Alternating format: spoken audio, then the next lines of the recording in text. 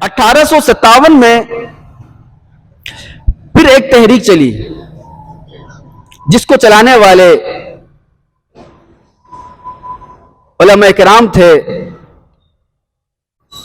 حاجی امداد اللہ مہاجر مکی، اسی طرح قاسم نانوتوی، اسی طرح سید زامن شہید رحمہم اللہ. انہوں نے پھر تحریک کا آغاز کیا.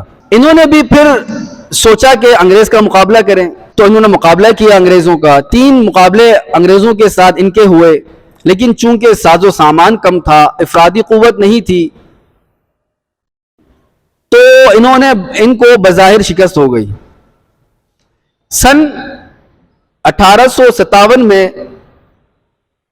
انہوں نے شکست کھائی. شکست کھانے کے بعد انہوں نے سوچا کہ جب تک ہمارے پاس مکمل ساز و سامان نہ ہو، افرادی قوت نہ ہو، ہمیں ان سے مقابلہ نہیں کرنا چاہیے. انہوں نے پھر محاذ بدلا، وہ اس طرح کہ لڑائی کے میدان سے یہ تعلیمی میدان میں آ گئے، اور انہوں نے 1866 کو دارالعلوم دیوبند کی بنیاد رکھی. بنیاد رکھنے کا مقصد یہ تھا کہ اس سے ہم افرادی قوت پیدا کریں گے. جو لوگ یہاں پڑھیں گے اس مدرسے میں، یہاں سے پڑھ کر وہ افرادی قوت بنے گی، لوگوں کو جمع کرنا آسان ہو جائے گا، انگریزوں کا پھر مقابلہ ہم آسانی سے کر سکیں گے.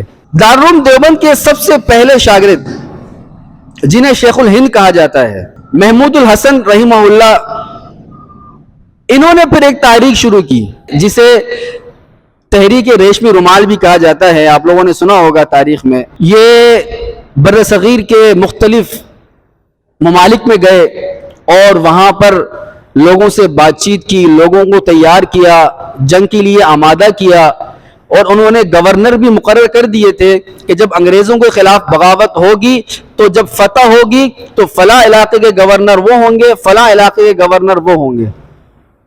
پوری تیاری مکمل کر لی.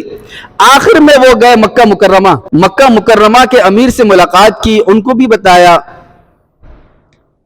جب ان کو بتایا تو پتہ لگا کہ وہی غدار ہے، وہی دھوکے باز ہیں، اور انہوں نے شیخ الہند کا سارا پلان جو ہے انگریزوں کو بتا دیا کہ شیخ الہند تمہارے خلاف بغاوت کرنا چاہ رہا ہے، جہاد کے لیے لوگوں کو تیار کر رہا ہے، مختلف ممالک کا دورہ کر چکا ہے، آخر میں میرے پاس آیا ہے.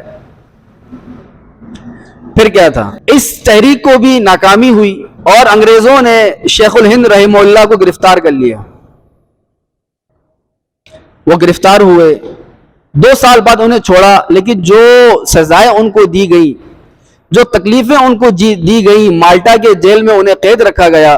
نکلنے کے بعد انہوں نے کسی کو نہیں بتایا کہ ان کے ساتھ کیا ہوا، کتنے مظالم ڈھائے گئے، کسی کو نہیں بتایا گیا. ان کے انتقال پر جب انہیں نہلایا گیا، پھر دیکھا کہ جسم میں اتنے سوراخ ہے کہ 4 انچ تک انگلیاں اندر چلی جاتی ہیں. زندگی میں کسی کو نہیں بتایا کہ مجھ پر کتنے مظالم ڈھائے گئے، مجھ پر کتنا ظلم ہوا. اللہ کے لیے کیا تھا. اٹھا لیے گئے، جیل میں چلے گئے، پابند و سلاسل ہو گئے، ظلم برداشت کر لیے، لیکن نہیں بتایا کسی کو بھی. ان کے جب رہا کیا گیا، 2 سال کے بعد ان کو رہا کیا گیا. رہائی کے تقریباً کوئی 7-8 مہینے بعد ان کا انتقال ہو گیا، وہ بھی دنیا سے چلے گئے. لیکن یہ تحریک نہیں رکی، پاکستان کو حاصل کرنے کی تحریک نہیں رکی.